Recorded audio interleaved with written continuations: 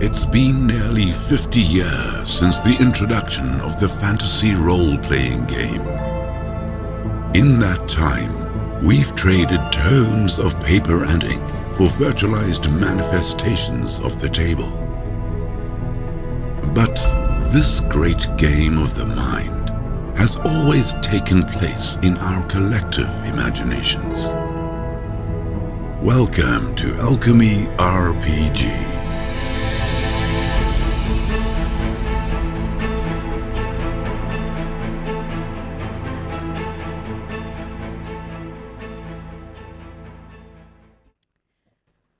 So, hello everybody and welcome. We are Kritfayle and today we're going to be discussing the Alchemy virtual tabletop. So, I'm Emily. I'm joined by Ghost and we have a very special guest today, Chris. Chris, can you tell us a little bit about yourself? Yeah, hey, thanks for having me first and foremost. Super excited to be on the channel and talking a little bit about Alchemy. But yeah, my name's Chris. I'm software designer of 15 years. Big fan of tabletop role-playing games, have been since 1998, I think. So yeah, just a big lover of games and big lover of community. And so those two things kind of coming together was the perfect birth of the Alchemy platform, which is really a marrying of those two things. Yeah, co-founder, designer of the Alchemy platform. My best friend and I founded it. His name's Isaac. Yeah, we're loving every minute of it. So how would you describe Alchemy to someone who doesn't know what it is? Ooh, that's a good question. Because I think for the longest time, we were not really embracing the term virtual tabletop, because we see Alchemy as something a little bit different. And so I guess I got used to explaining to people what it was because they're like, what the hell is this? They see it at a show or something. We decided to make our lives a lot easier and call it a VTT. But effectively what Alchemy is a way to connect players all over the world on the internet to play tabletop role-playing games. And I would say in a way that is leaning more towards the immersive storytelling experience.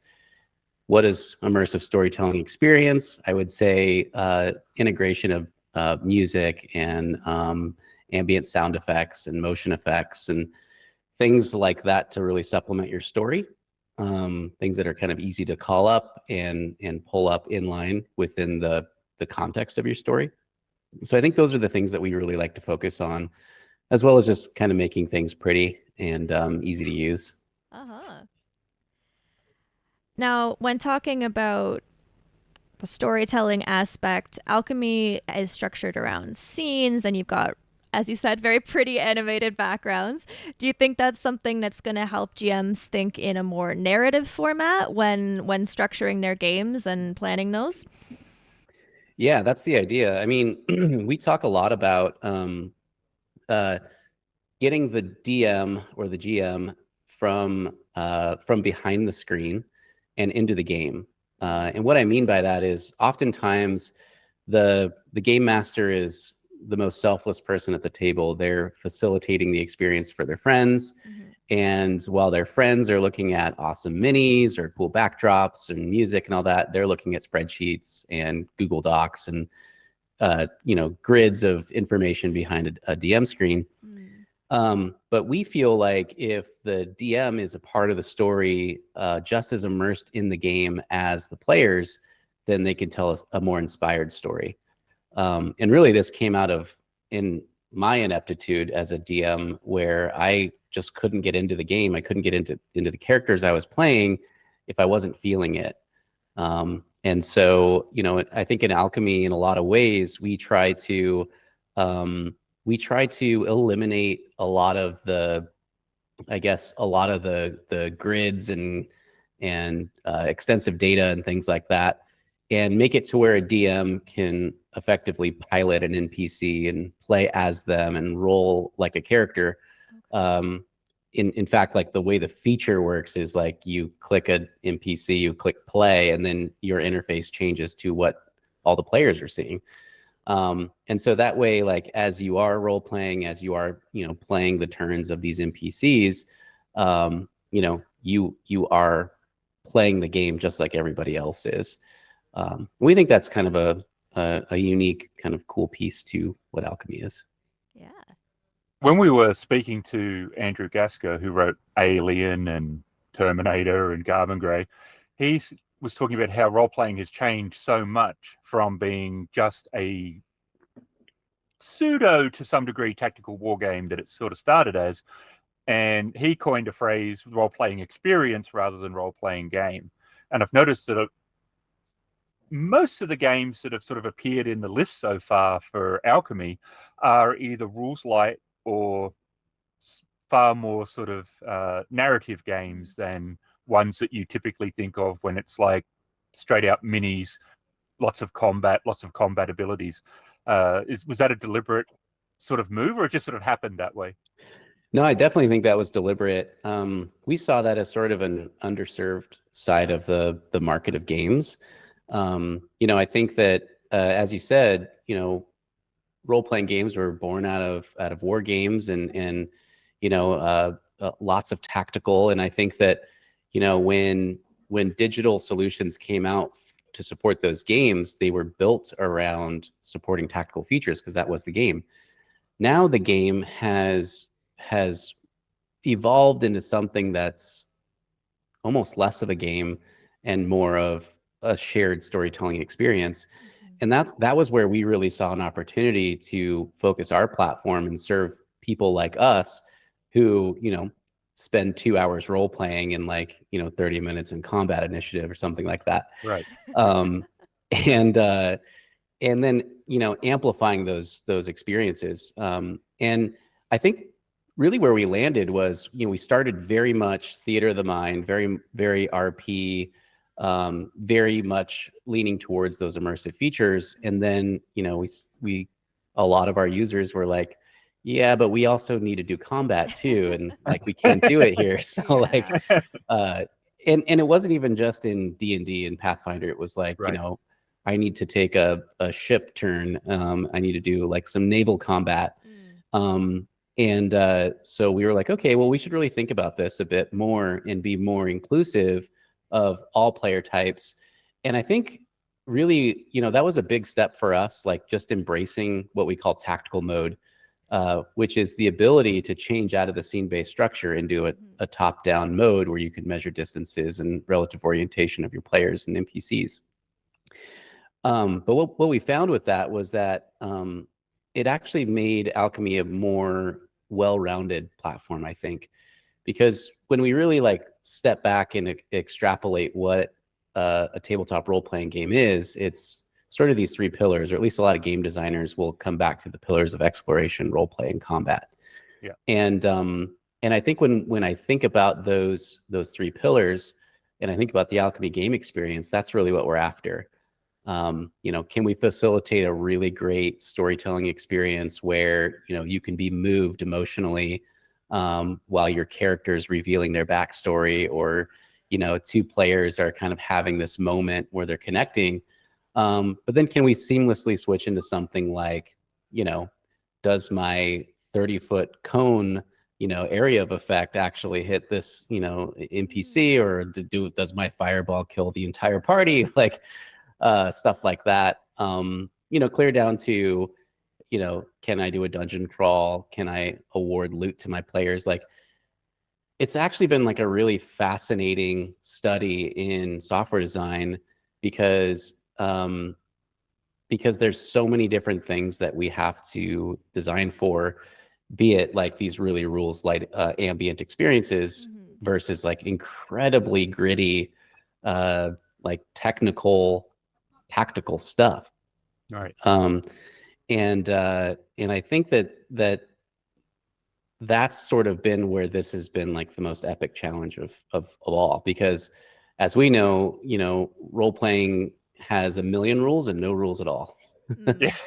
So you buy a 300-page book full of rules, and then the first page says you could probably throw all these away if you want. Yeah.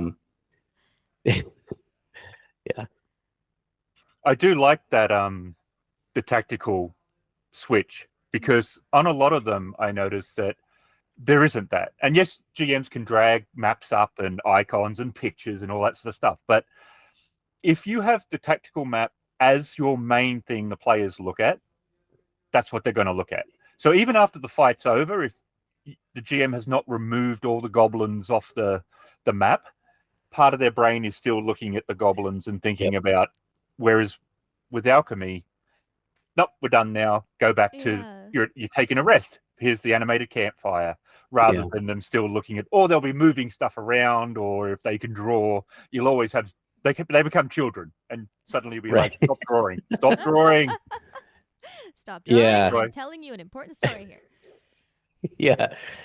I think a lot of that was sort of, I think we kind of accidentally stumbled upon that, but really it's because I think that we're so passionate about this idea of contextual relevance in software design, where if you're using something like an app to wayfind, or navigate directions, to a location, you can get rid of so many things because it's an app for finding your way.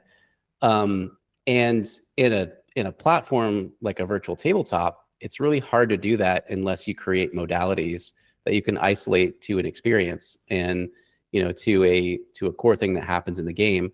So for example, something like tactical mode, we can get rid of every bit of the immersive features that you might need to tell a story, and optimize that screen space for things like measuring tools or fog of war or grid adjustments.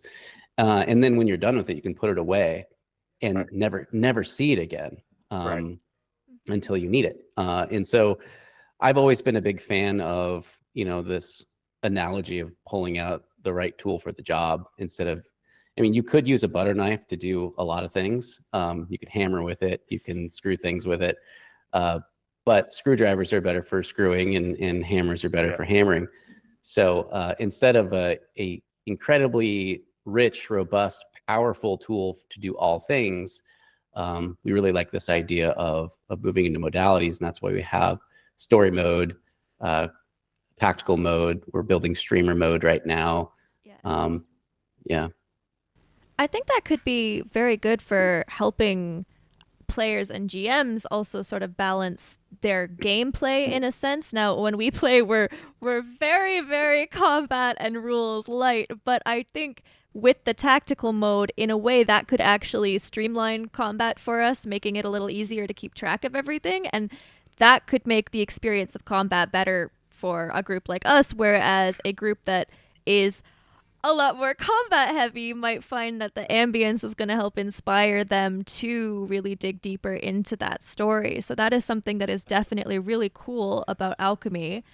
Do you feel it's going to be really intuitive for people to pick up if they're not used to doing combat heavy? Is the tactical mode going to be easy for them? If storytelling's not really their forte, are the scenes going to kind of help facilitate that? Is it something you have to play around with a lot, or can you pick it up kind of pretty quick? Well, first of all, I love the point that you make about turning people on to different ways of playing. I think that that's really cool, and I hope that Alchemy can do that.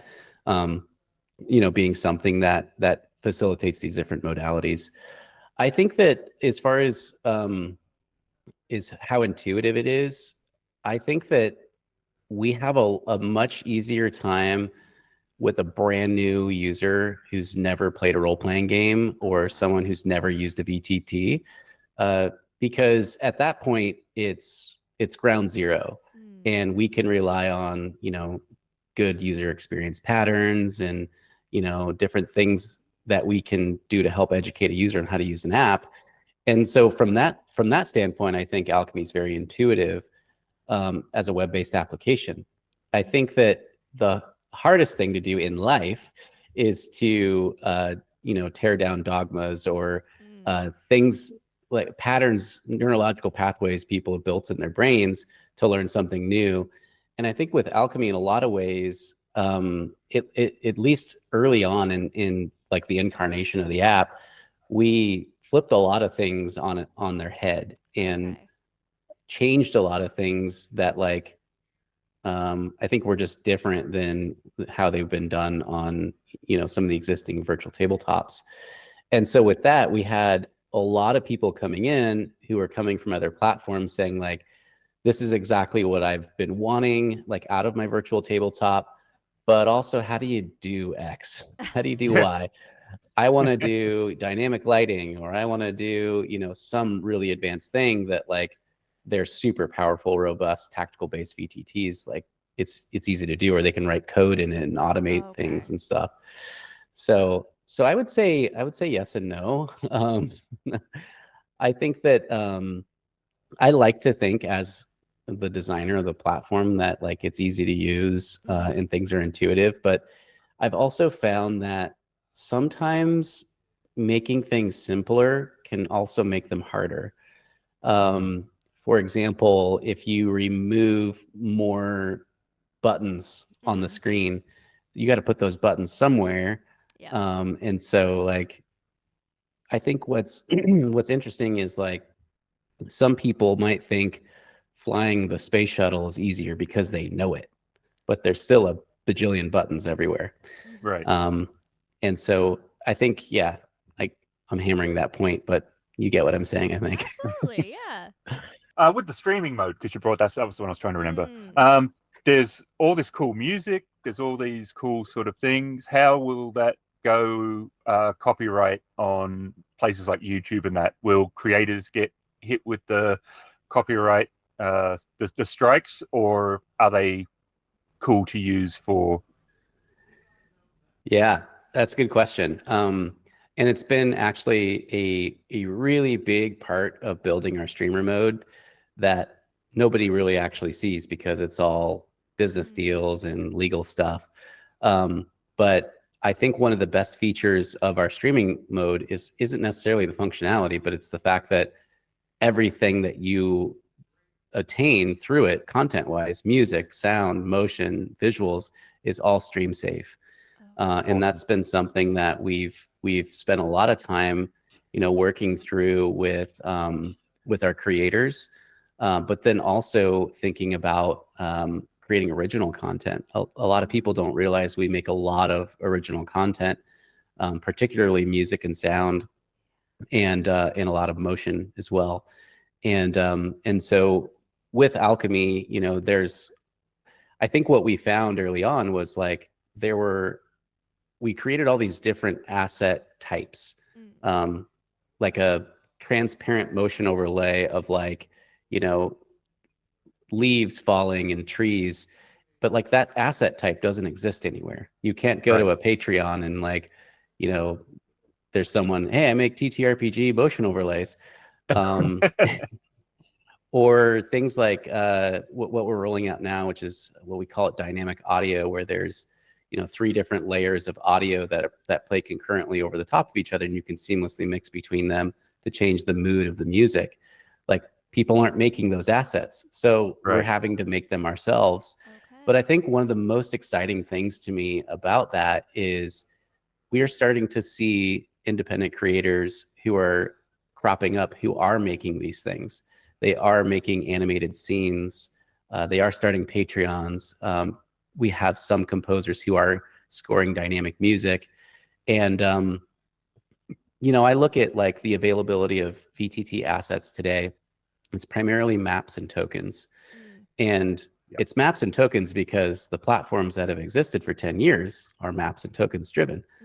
So I'm really excited about this idea of, you know, if Alchemy can reach this point of prolification, can we create new avenues for new creators in the space for motion designers, for animators, for you know, sound designers and composers to create new types of assets. And I think particularly out of all of those, I get the most excited about music because I am a musician. I have a musical background, and there was a time where I did it for a living, and, you know, streaming really affected that whole landscape for artists who are working. And so it's really hard for any kind of a musical artist today to sell music. And I think what's interesting is, if you could create this new asset type that's dynamically driven, that's specific to this platform, that now all of a sudden becomes something that you can't get on Spotify, you can't stream it on YouTube, you know, but you can buy it from the artist through the Alchemy marketplace. So I'm excited about that economy. No, I was just going to say, I noticed initially it was from partly the game list, but obviously now it's also through the marketplace. And, I say the back end, but it's not exactly the back end. But indies seem to be very important to the Alchemy platform. Yeah. A lot of the games, there's ones I haven't heard of until the Kickstarter. And then I looked and there was, they're not huge, but they've got a following and they've been around for a while. And Alchemy seems to be giving them an extra platform. And then there's games like Broken Tales, which we only did because they had an Alchemy option in their Kickstarter. Oh, nice. And so that led to us backing that one as well. So is the indies really important to the Alchemy platform? Yeah, I love that you asked this question, because we've been super blessed to have, I think, a lot of the major publishers, like Paizo and Free League and Modifius and Chaosium and all these great companies who've been making content for decades. We're stoked to be able to have those because we know that there's a large populace of people that love to play those games. But I think where our heart really sings is in the independent creator, maybe 1-2 people who just have this really unique, like far out idea, and they somehow pull together some savings, take their idea to a Kickstarter. It does really well. Now all of a sudden we've got something like Broken Tales, or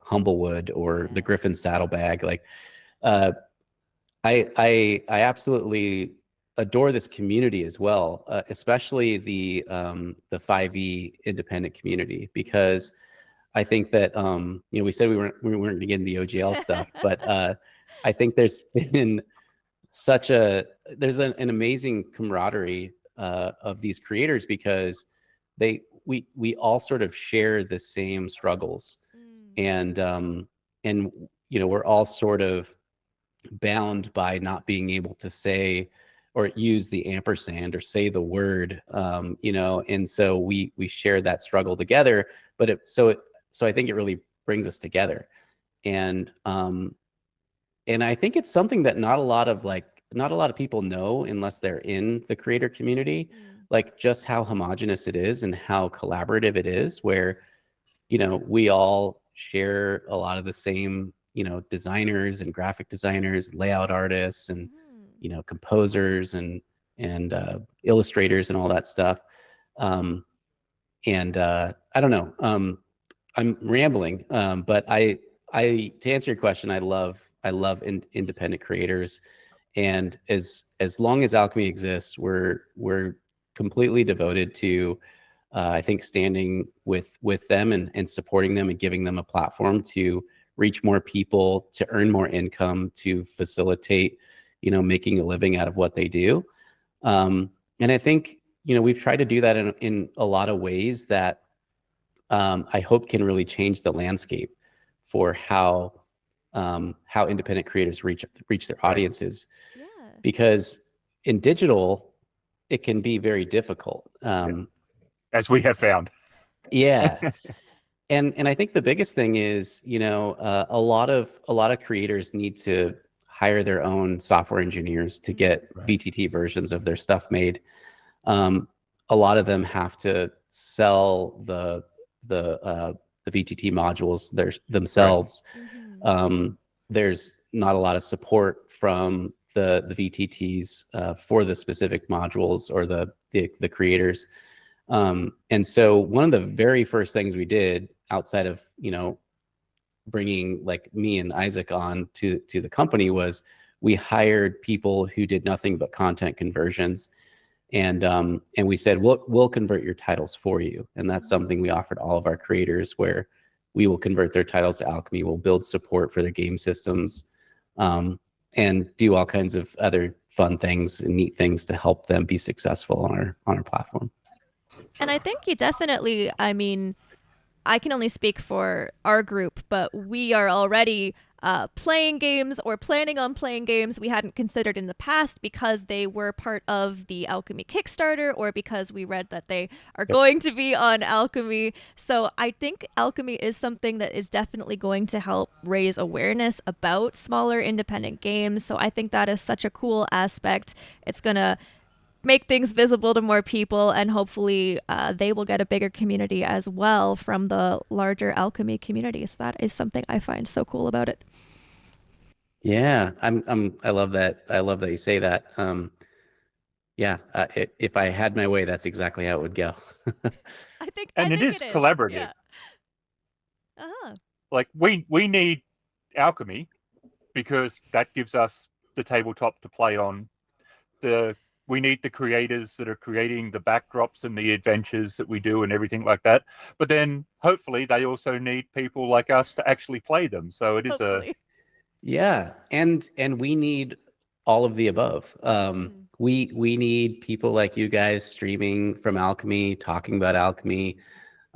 We need those creators to license their products to us so that we can, you know, bring people to our platform. It's, you know, people won't play a game on your platform if it's not, Right. they won't come to your platform if you don't have the game that they want to play. right. And so I think that it creates this really beautiful synergy between consumers, players, DMs, streamers, content creators, like software developers, the actual asset creators. And that's why, like, it's so hard to refer to this as an industry over a community.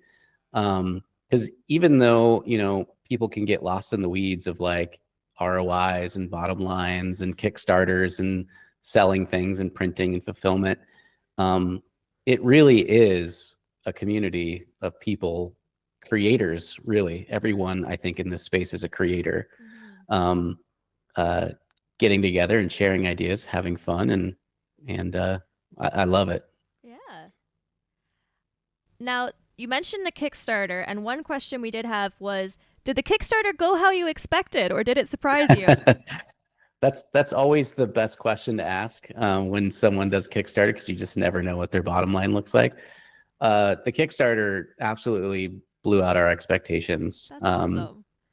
Yeah, I was so pleased with how that went, and honestly, just kind of flabbergasted at how many people were interested. And I think, to me, as someone who's been sweating over this thing on nights and weekends for at least the last 5 years, it was an incredibly validating 30 days for me. And I know it was a emotional time for me and my partner. So we talked about doing Kickstarters for years, and we were always so afraid to do it, because I think what's great about a successful Kickstarter is you have such a public success and so many people see you. And but the downside is you can also have a very public failure, and that failure is forever cemented on the Kickstarter website. You can never remove the didn't fund or canceled. Like, it's always there. Yeah. So what's next for Alchemy? well, right now we're deep in the throes of Kickstarter fulfillment. So we set an incredibly aggressive goal. I think we ended the campaign at like the we started in the end of May. I can't even remember now. And our fulfillment estimate was September, and it is September 6th. So yesterday we started rolling out the first rewards on the campaign. We've got more than half the titles ready to push out. So we're really excited about getting those out in people's hands. But I think really our big push right now is building systems. We just finished all of the Borg titles. So, you know, your Pirate Borgs and your Mork Borgs and your Vascrims. And so I know, we also finished Kids on Bikes. And I think next up we're diving into Year Zero engine stuff. So that's going to be a big sprint. That's like right now, like that's what we're doing right now. I think looking a little bit ahead, you know, we're going to get this Kickstarter fulfilled in the coming weeks, and then launch our version 1 product. And version 1 just means everything is what we wanted it to be as a baseline. Right. So I think the biggest things for us is multi-system support and streamer mode are the two big things that we really want to get out. Okay. And then beyond that, it's we're going to spend some time trying to grow a little bit. We've never promoted Alchemy.